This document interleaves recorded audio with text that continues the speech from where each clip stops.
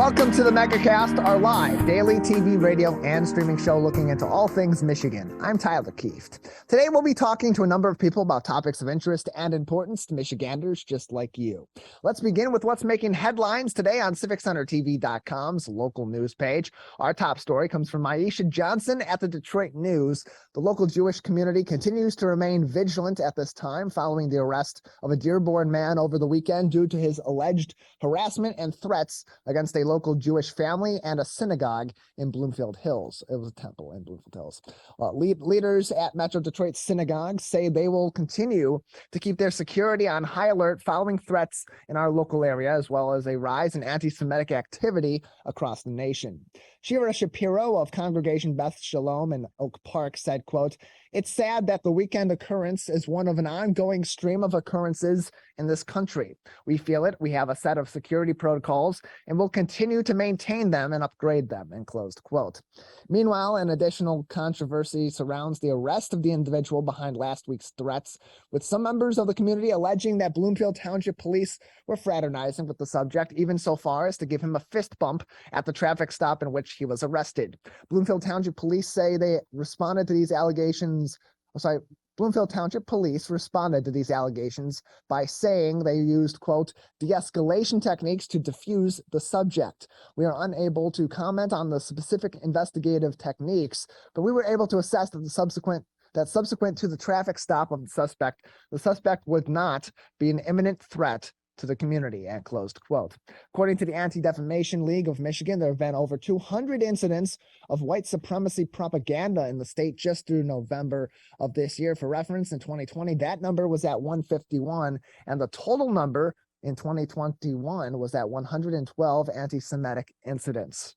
Also making headlines today on CivicCenterTV.com's local news page from Frank Witzel at the Detroit Free Press. The holidays have come early for Michigan consumers at the gas pump, with prices falling 20 cents in some places over the past week to an average now in the state of $3.44 per gallon. Now, that's, of course, still higher than a year ago, just under 20 cents, in fact, but puts the Metro Detroit average per gallon gas price at $3.29. What's the reason behind this drop? According to Adrian Woodland of AAA, it's simple supply and demand economics. Quote, "As demand remains low and stocks grow, drivers will likely continue to see pump prices decrease through this week," end closed quote. Michigan gas prices, she continued on by saying, quote, "Michigan gas prices continue to fall, with motorists now paying almost 80 cents less than this time a month ago," and closed quote.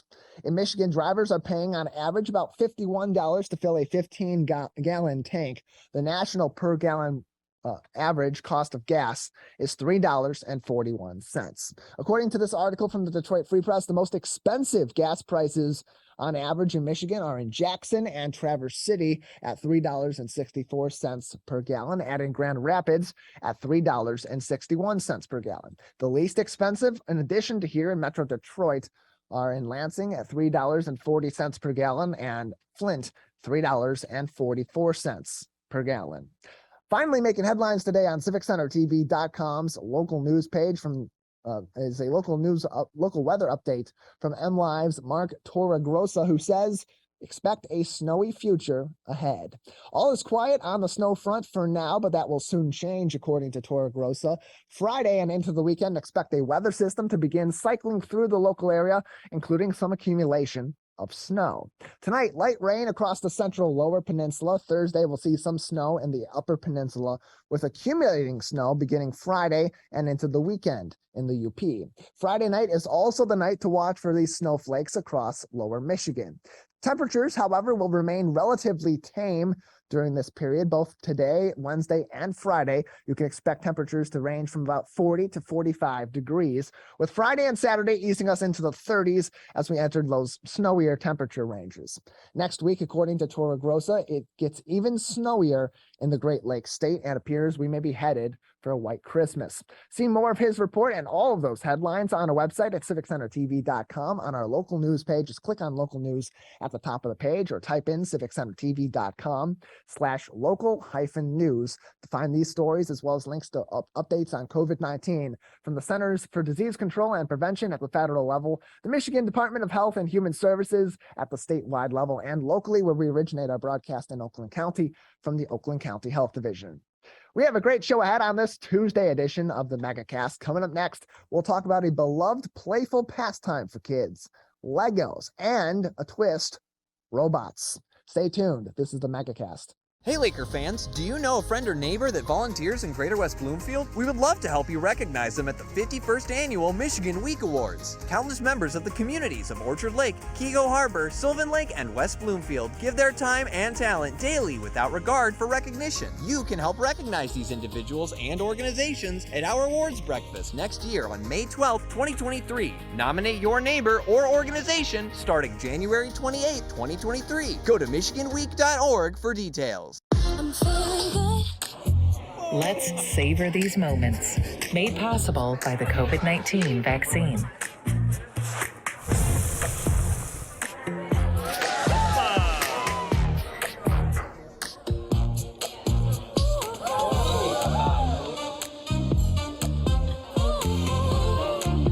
Keep the dining out going by keeping yourself protected and your COVID-19 vaccines up to date.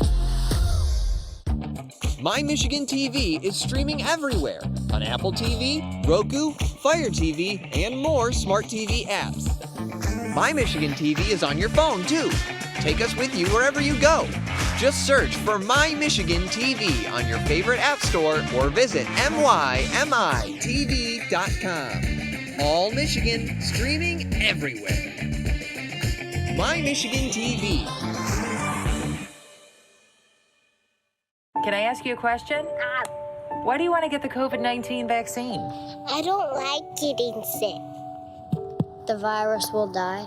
It will be easy to not catch it. Keep my family safe and keep playing soccer. Because I love being vaccinated. What's your hope for everyone? I hope everybody gets the vaccine to keep safe and strong.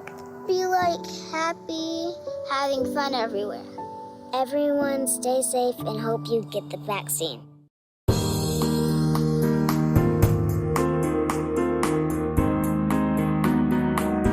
Welcome back to the Megacast, our live daily TV, radio, and streaming show looking into all things Michigan. I'm Tyler Kieft.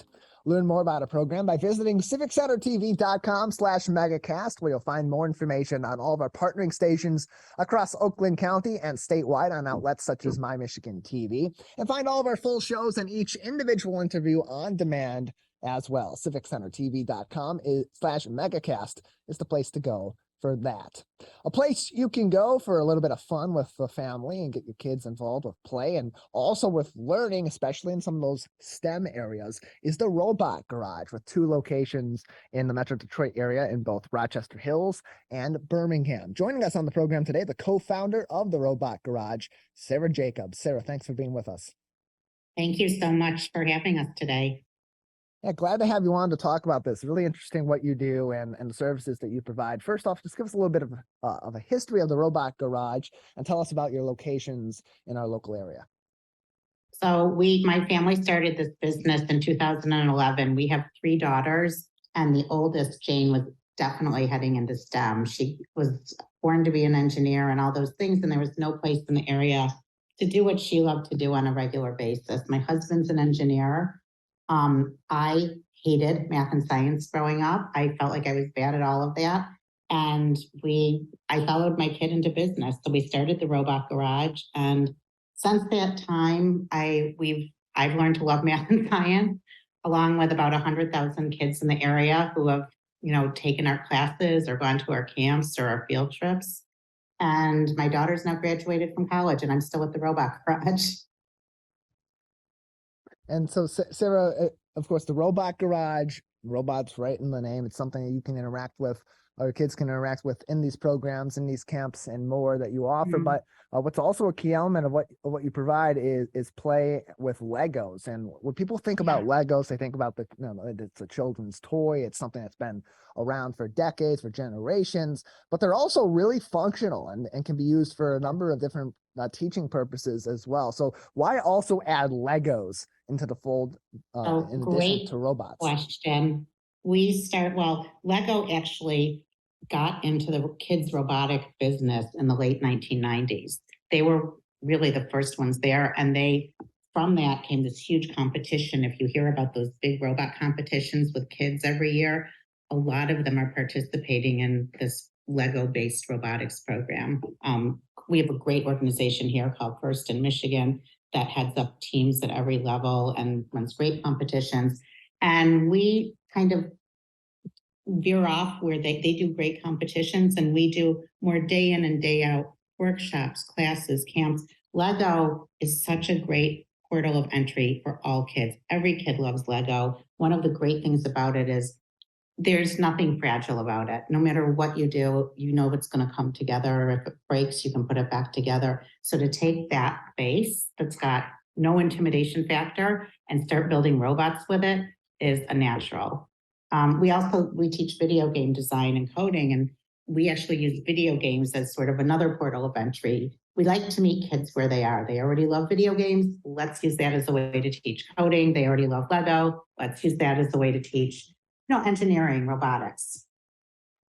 So, Sarah, what is it about these programs, these camps that you provide that helps to bridge some of those gaps? Because like you mentioned, your daughters, your husband, they were always into math and science, but you weren't an enthusiast of that. Many kids aren't naturally into those kinds of things. So how does your business then bridge those gaps and make it interesting and fun for these kids to have these learning experiences? I think you asked exactly the right question. How do you make it interesting and fun? And we start with fun.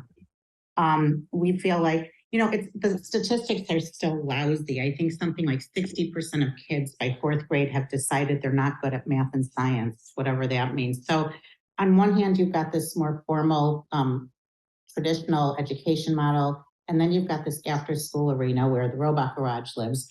And we can kind of do our own thing. So we focus on fun. We know our programs are good. We've designed all our curriculum in-house.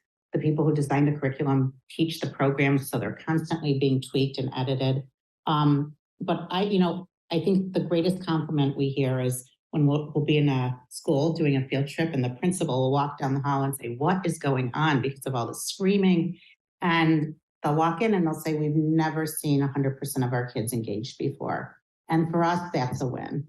Different kids are going to pick up different lessons at each activity, but we are so committed to trying to make sure every child has fun and meeting kids where they are. Some kids may come to us with 3 years of robotics experience. We're there for them. Some kids may just want to try something. We have these one-day camps coming up for holidays in December. It's a great way to go spend a couple hours at the Robot Garage and just see what you think. Take a camp. We like tastings. We like to give kids introductions without making it too big of a commitment. We're joined by Sarah Jacobs, the co-founder of the Robot Garage, on today's edition of the Megacast. You can find more information in a few ways, actually. The robotgarage.com is their website. You can also send them an email, programs@therobotgarage.com, or call them 248-723-9100, 248-723-9100, with locations in Rochester Hills and in Birmingham. And as we continue to talk about these programs that you provide, these different services that are provided by the Robot Garage, give us some more insight into that and elaborate on some of those programs so families can know, or educators can know, exactly what kind of things their kids can engage in at the Robot Garage. So we do three main areas. We do after school classes. You can join every month. We have new classes starting. We have birthday parties, which are a really good way to get all kids involved. We see a lot of parents self-selecting. We see parents come in sometimes with their son for a Robot Garage class, and their daughter is definitely interested. We're very hands-on. You can see them playing with robots in the store, and they can't wait to, come in and play. But the parents will say, "Oh, we're going to ballet. Your brother goes here." So at birthday parties, that doesn't happen. You invite your neighborhood or you invite your class, and it's great because you just get a whole group of kids and they have so much fun. And then we do summer camps, 1 week summer camps, and we do 1 day holiday camps. The holiday camps coming up in December will only be at our Birmingham location, but we've got 3 different themes. There's a Lego Masters Pokemon theme. There is a video game design theme, and there is a robot battle theme. So they all have a good mixture of Lego and robots and coding. And then the other thing we do is, field trips. What I was going to say to you, it was when we were hit very hard for COVID, we are completely hands-on and we totally shut down our locations. But what that did was it forced us to learn how to teach virtually, which we didn't think we could do, but we piloted our programs with a number of our really amazing families.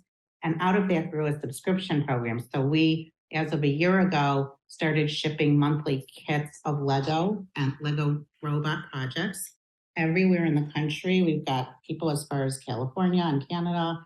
And then that goes along with 3 hours of class time. We pre-record our classes. So a child can sit down at a kitchen table anywhere in the country on their own schedule and keep up with our classes, building their own Lego robots every month. And that's been for us an amazing discovery that kids can not only learn virtually with hands-on, but in a lot of cases, especially for different learners, the virtual is almost better because the child can go at their own pace. They can speed up the video if they want to go faster. They can slow it down and pause and rewind if they need more time with those fine motor skills at that age. We actually were so concerned the first time we started shipping that we were going to get calls from people all over the country who couldn't follow along, no matter how hard we tried. We've shipped thousands of kits at this point, and I think thousands of projects. We've only had 2 calls in a year for people asking for help. Everybody else it worked. So that was a great discovery for us. You can find more information, including info on their subscription services and more, by going to their website, therobotgarage.com. Winter classes and other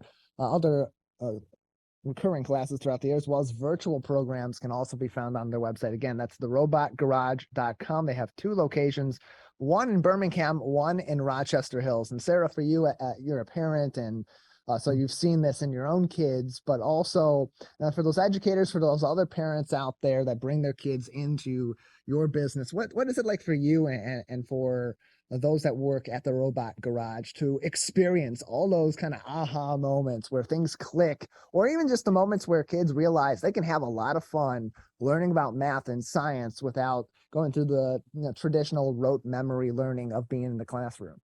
You said it. I mean, we have this corny expression. We want to give every customer child an aha moment every day, but that goes for us too. Those aha moments are contagious. And, it's interesting, even with the labor shortages right after COVID and all of that, we somehow managed to keep our core staff, thankfully, and have a really amazing group of people. I think kids, young people I think everyone's looking for meaning in what they do now and at work. And the Robot Garage has meaning.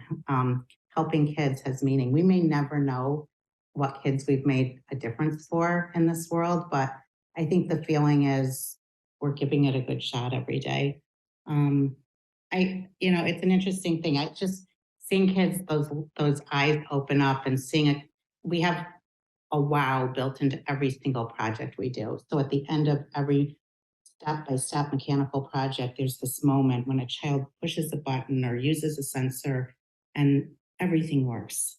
And to have that happen and that reward and see that in a child's face is just magical. More information can be found on these programs so you can experience them with your kids yourself at therobotgarage.com. Therobotgarage.com, the website. You can call them 248-723-9100, 248-713-9100, or email them programs@therobotgarage.com for all the information you may need, or get your questions answered as well. And Sarah, as we continue on, we know that there's such a focus now in trying to get more young girls and women to go into STEM careers. We think about some of these careers and career fields, and even just STEM interest in general tends to be more of a boys' club, but there's growing interest from girls and growing interest from women to be in these professions. How does that become a focus, or how do you utilize your business and what you do to help elevate some of these girls into these areas of interest and tap into those interests they may have and show them they can turn these into careers? Right. So, oh man, I think of the best things we've done over the past 10 years in that area are with partnerships. We partnered for many years with the Girl Scouts of Southeast Michigan to do a robotics day with First in Michigan. For a long time. That was a great program. The kids would come in, the troops would come in with their moms, and we would challenge them to build sumo robots and compete in battle with them. We've worked with some of the really generous foundations in the Detroit community have sponsored programs where we'll go in and do like an all-girls robotics camp. One of the things we see on site at our locations is by the time you get to middle school, it's probably 80% or more boys, not girls. And I had a daughter who wanted to do robotics enough that she was okay walking into a classroom like that and being the only girl or one of the only two girls. But that's a really hard ask of a young woman, especially a middle school girl or an upper elementary school girl. So one of the things we found is when we can isolate like a whole week for summer camp for only girls at all ages, there's a whole different dynamic that goes on there that is nurturing and that lets girls feel safe and comfortable exploring things they might not feel comfortable exploring in a room where they're one of the only females. We bring into a program like that, we'll bring in a mentor from the business community, from the STEM community. It could be a scientist, an engineer at one of the car companies. We love to partner real life engineers with a project that's age appropriate so that a child can really envision themselves doing what the person talking to them is doing in real life.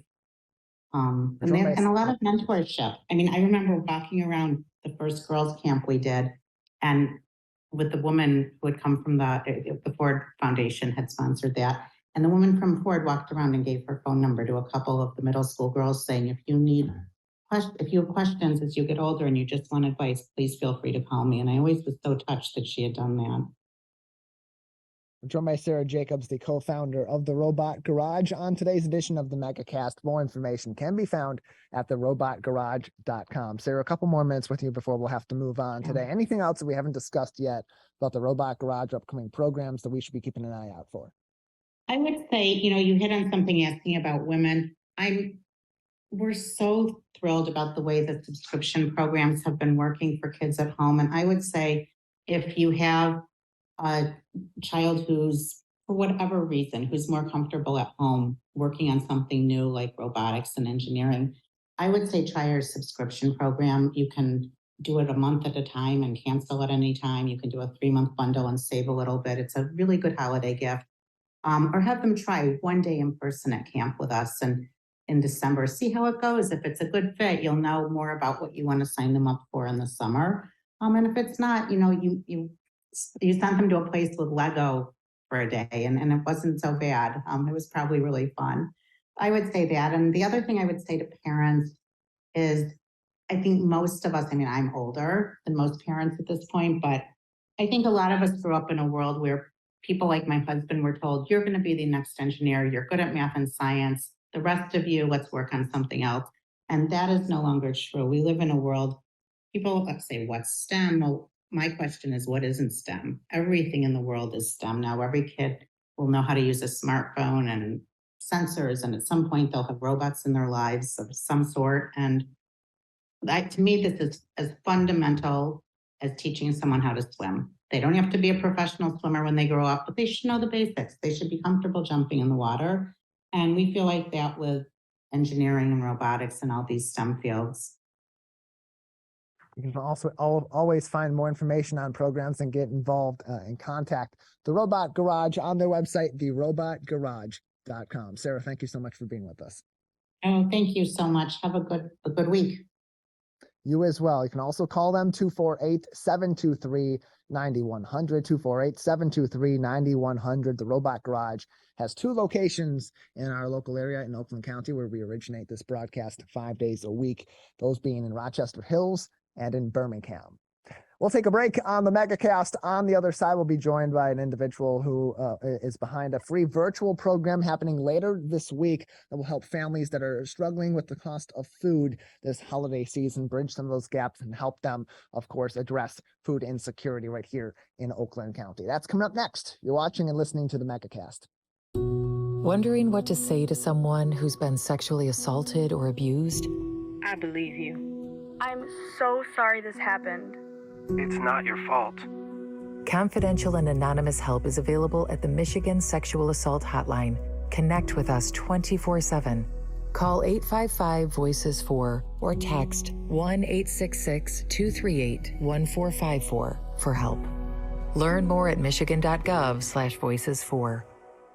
What's happening around you? Hear about state events, businesses, and from the people behind them on the Megacast, an hour-long TV, radio, and streaming show keeping you informed on the day-to-day news. Listen in on talks with volunteer groups, documentarians, and financial advisors, Monday to Friday with your host, Tyler Kieft. Catch the Megacast weekdays from 10 a.m. to 11 on Civic Center TV, 89.3 Lakes FM, and streaming on mymytv.com. Watch Civic Center TV with our brand new live captions. To turn on live captions, go to civiccentertv.com and click Watch Live. In your web browser, click on the Options tab in the top right and find the Accessibilities tab.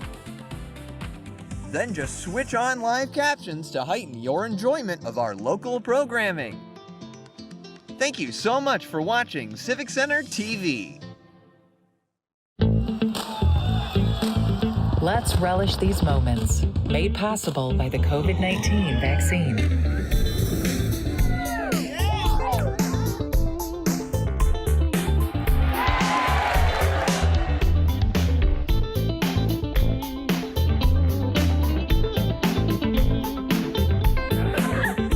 Keep the festivals going by keeping yourself protected and your COVID-19 vaccines up to date.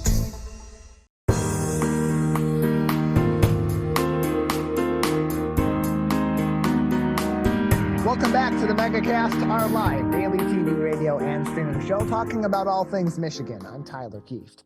Learn more about our program by visiting our website at civiccentertv.com/megacast, where you'll find more information on all of our partnering stations across the Great Lakes State, including My Michigan TV, our co-flagship, and find more information on all of our programs. Find us on demand as well, civiccentertv.com/megacast. Joining us now on the program is Laltsha Cunningham from Gesher Gesher Human Services, their financial capability managers. They're holding a class later on this week to help some families and individuals that may be struggling with food costs, given inflation, the state of our economy, and more during this holiday season. Laltsha, thanks for joining us today. Thank you so much for having me, Tyler. Appreciate having you on. So this is a program that's coming up later this week, Friday, December 9th from 1 to 1:30 p.m. over Zoom. Tell us about this program, Food and Finances, and how it can help people bridge some of the financial gaps in their life that may be causing a struggle during this holiday season. Absolutely. Food and Finances is a workshop that we designed to help those families that are struggling with food costs. Food costs is the third largest cost that families incur outside of housing and transportation. And so we wanted to find ways to help them battle the inflation. Inflation's at 13.5% now, which is pretty high for food. And so we wanted to make sure that we were doing our part in the community and creating a workshop to kind of help families navigate through those rising costs.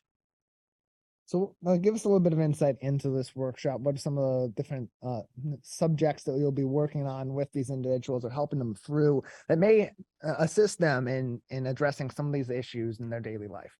Yeah, absolutely. So we're going to provide like tools and resources.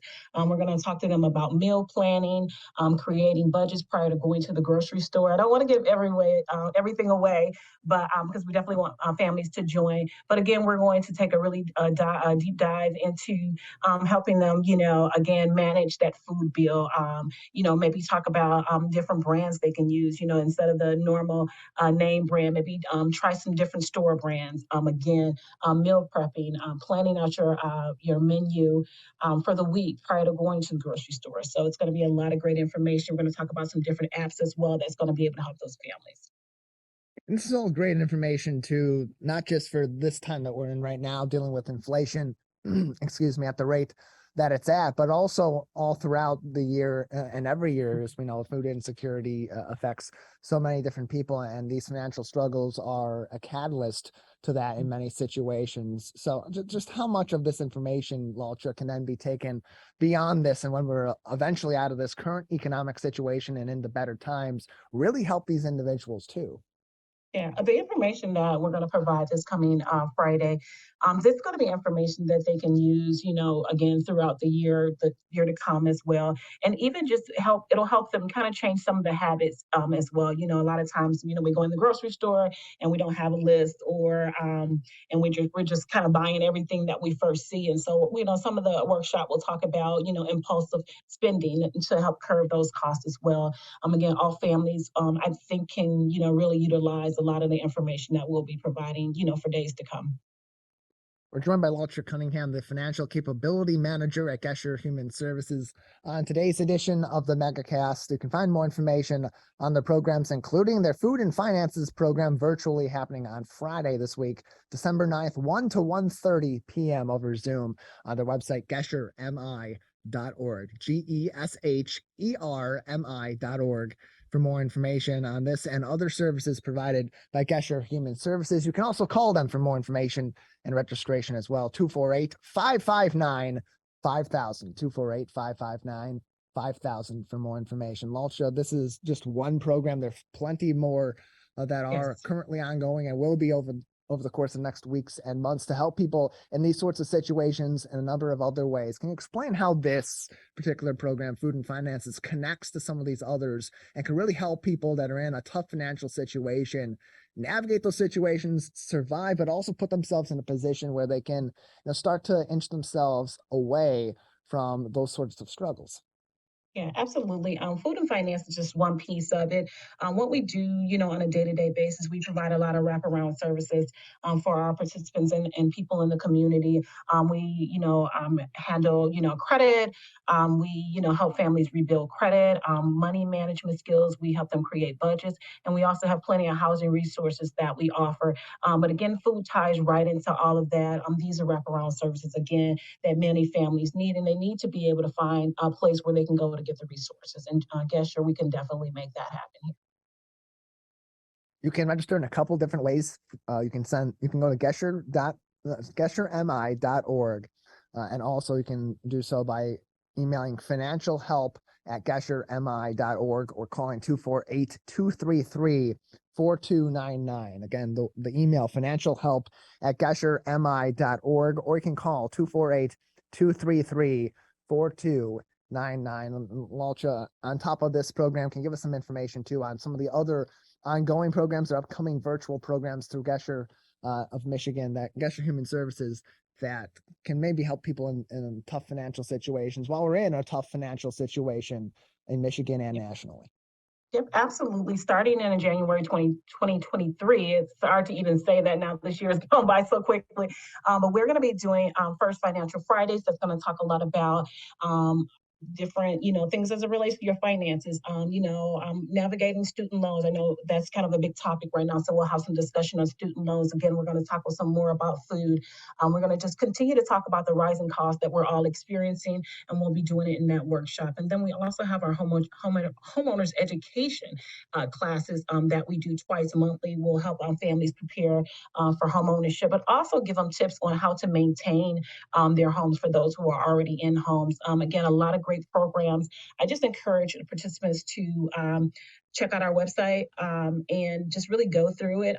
Tyler gave you the phone number, 248 233-4299 is our intake line. You can talk to one of our certified housing counselors, and she can really do a financial assessment for you to maybe see where there's some areas that you need some assistance in. And again, the most of the classes are free. The only ones that we charge for is our homeownership class. And right now we're running a special on that where there is no charge for that throughout the end of the year and even January as well. So a lot of great opportunities for the community to utilize a lot of these different programs. And Laltsha, who are these classes available to this program? Who is this program available to? Are there any restrictions on it? Not at all. They're available to everyone. If you need some help, I just encourage you to give us a call. Again, we have certified counselors that are on staff. They're waiting to talk to you about any situations that you may be facing and maybe how to find ways to get out of those situations. More information can be found on GesherMI.com or by giving them a call. Sorry, my apologies. The website is GesherMI.org, not .com. And you can also send them an email to register financial help at GesherMI.org or call them 248-233-4299, 248-233-4299. That's also where you can call for more information on financial counseling through Gesher Human Services. Laltsha, anything else that we should know at this time that we haven't discussed or other information people should keep in mind about services provided by Gesher? Yeah, I think we've covered quite a bit, but again, I just want to encourage families, if you're experiencing difficulties in any of those topics, that we talked about, go ahead and give us a call because we're here to help. Again, majority of our resources are absolutely free to the community. And we just, again, ask that they utilize those resources because they're here and they're available. And we are available to speak with you. More information can be found GesherMI.org. Laltsha, thanks for joining us. And Tyler, thank you so much. I appreciate it. Happy holidays to you and your family. You as well. More information again can be found GesherMI.org. This virtual program, Food and Finance, is happening Friday, December 9th from 1 to 1:30 p.m. via Zoom. We'll take a break on the Megacast. On the other side, we'll be joined by one of over 320 charities and nonprofits supported on the Share Detroit platform. That's up next. You're watching and listening to the Megacast. Let's relish these moments, made possible by the COVID-19 vaccine.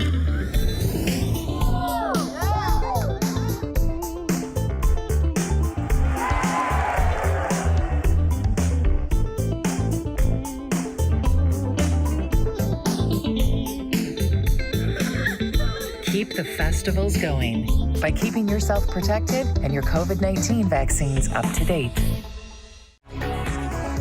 Wake up, Greater West Bloomfield. Start your mornings with The Splash and tune in for The Splash Live. Get acquainted with people, places, and activities that are live, local, and for you. First thing in the morning, weekdays at 9:30 a.m. on our Civic Center TV YouTube page, or watch us live at Civic Center TV or on Facebook. The Splash Live, Greater West Bloomfield's live update show. Now that the vaccine is available for children 5 and up, why do you recommend it?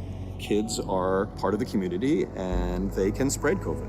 We're seeing both healthy children getting sick from the virus as well as children with underlying health conditions. They can easily bring the virus home to other people that are vulnerable and make them sick as well. This vaccine can change that and keep children safe. It's essential that your children get vaccinated to protect them, to protect your families, and to protect those in the community around you.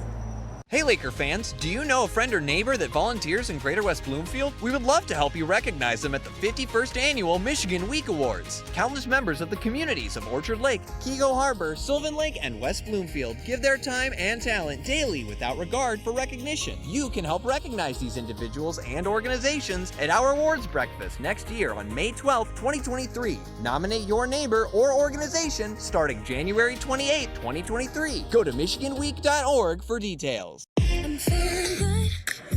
Let's savor these moments, made possible by the COVID-19 vaccine.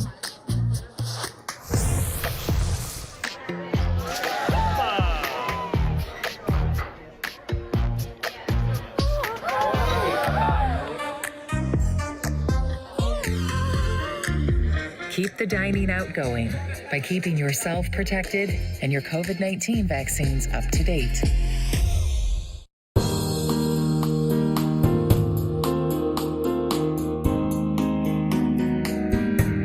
Welcome back to the Megacast, our live daily TV, radio, and streaming show looking into all things Michigan. I'm Tyler Kieft. You can learn more about our program by visiting our website on civiccentertv.com/megacast, where you'll find more information on all of our partnering stations across the Great Lakes State, including My Michigan TV, and find our full shows and each individual interview on demand as well. civiccentertv.com/megacast is the place to go for all of that. Joining us now on the program is Kimberly Kleinhans, Development Director at American Indian Health and Family Services of Southeastern Michigan. It's a nonprofit that's providing a community wellness center with approaches including traditional Native American healing as well as modern contemporary Western medicine. Kimberly, thank you for joining us today. Thanks for having me. Appreciate having you on. First off, just give us a little bit of background on the services that are provided by your organization and who they are available to.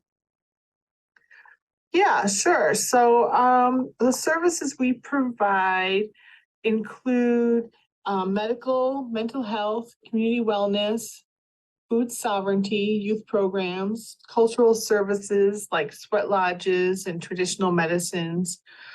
We offer the community resources when they are available, such as having a backpack giveaway, giving out food boxes or PPE and sanitizing supplies. We also have a COVID clinic and do COVID testing and vaccines. And what are some of the tribes locally that you serve through the organization? Well, there are almost 50,000 Native Americans in our 7-county service area in Southeast Michigan. Some are from local tribes, but many came here in the 1950s as part of a government relocation program. We serve about 2,000 Native Americans as well as other underserved individuals. The top 10 tribes we serve are Sault Ste. Marie, Little Traverse, Oglala Sioux, Pokagon, Little River, Saginaw Chippewa, Grand Traverse Bay Band, Navajo, Cherokee, and Eastern Band of Cherokee.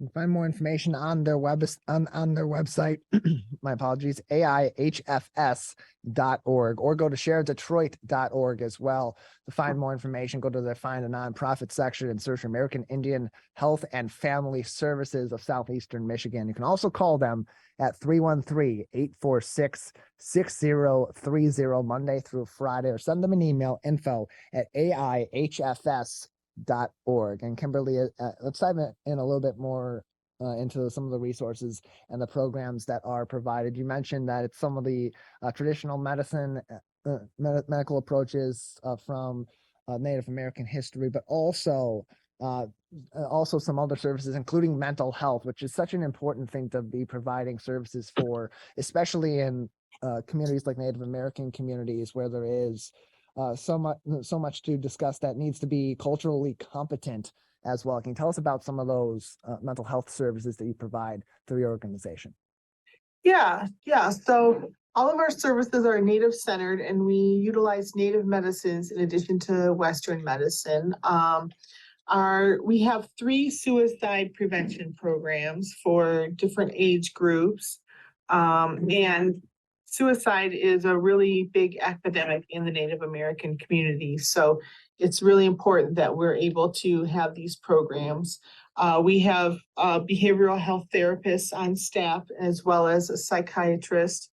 And we integrate Native American cultural groups such as monthly Indigenous drumming and sweat lodges, as well as men's and women's groups and a Native-focused recovery support group. And how do these all incorporate together to create a better sense of both individual health, but also community health for our Native American community here in Southeastern Michigan? Yeah, so Native American tradition, the community is really important. There's a pretty good, like I mentioned, there's 50,000 Native Americans in Southeast Michigan, and it's really important to work with the whole community because the community is really important for individual health.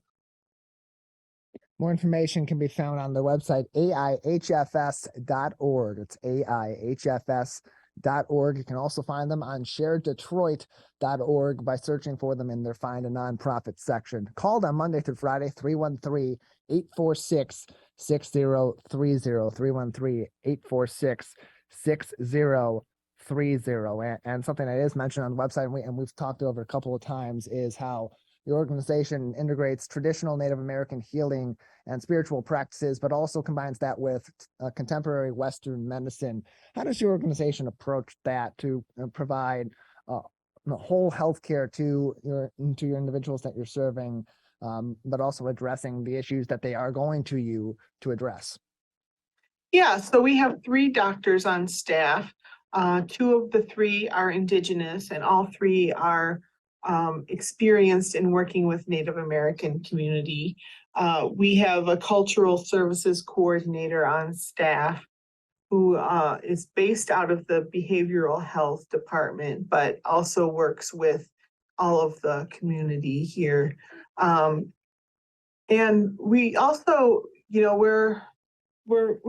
our patients are about 40% Native American, and the rest really reflect the community here in Southwest Detroit. We have staff members who speak Arabic. We have staff members who speak Spanish. So we're really able to serve the community in a very inclusive way. We're joined by Kimberly Kleinhans on today's edition of the Megacast from the American Indian Health and Family Services of Southeastern Michigan. She is there where they serve as the development director for that organization. You can find more information in a couple of different places. ShareDetroit.org is one place you can go to find them and over 300 other charities and nonprofits across Southeastern Michigan. You can also find them on their website, AIHFS.org, for direct information and links to resources as well. And something that's really important, Kimberly, through all this, and what's great about the work that your organization is doing, is that it's providing a wide range of care that's also bridging societal gaps in culturally competent care, because as you said, over 50,000 Native Americans in our local area and a number of different tribes that you read off at the beginning of the interview that you served, those all have different cultures of their own, different traditions of their own, and unfortunately, there is a lack of that kind of care available across the union, but also here in the state of Michigan. So how does your organization help to then bridge some of those gaps and provide this culturally competent care that maybe isn't as widely available as it should be? Mm-hmm.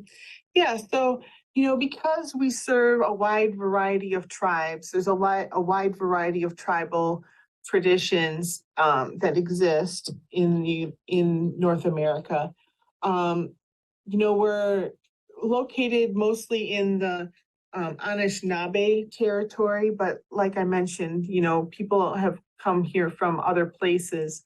So we bring in elders that can teach and do ceremonies from different traditions. So we do have Anishinaabe elders, as well as Lakota elders, and other Indigenous elders and teachers come in, so we can really uphold and respect all the different variety of traditions there are in the Native American community in Southeast Michigan. More information can be found, of course, on their website, AIHFS.org. That's AIHFS.org, or call them Monday through Friday. Their number is 313-846-6030, 313-846-6030. You can also send them an email, info@aihfs.org, for more information. Kimberly, tell us a little bit about also your Little Dreamers program and your Dream Seekers programs as well. Yeah, we offer 3 youth and young adult programs that are tailored to each specific age group. They each have age-appropriate activities for Native connections and healthy lifestyles. The Little Dreamers is for youth ages 5 to 10 and focused on developing their interests and strengths in various subjects. Little Dreamers is an amazing place to begin learning through fun and engaging activities. And then our Dream Seekers program has been around since 1992, and that's for ages 11 through 17. They have been building a positive support network for Native youth and families while exploring ways to live healthily and break the cycle of drugs, alcohol, tobacco, and violence. So we try to, like other services that we have here, our youth programs focus on balancing the physical, mental, emotional, and spiritual needs of the participants. We're joined by Kimberly Kleinhans, Development Director at American Indian Health and Family Services of Southeastern Michigan, on today's edition of the Megacast. Give them a call Monday through Friday for information on programs and resources, 313-846-6030. You can also learn more information about their COVID-19 resources, medical and behavioral care, cultural and community wellness programs, and more by visiting their website, AIHFS.org. Kimberly, in terms of what the community can do to help get involved and help support these programs that your organization is undertaking on a daily basis in our community, what are some of those ways that people can get involved, either through, of course, donations or helping to bridge some of those needs, address some of the needs of your organization, or by volunteering to help as well?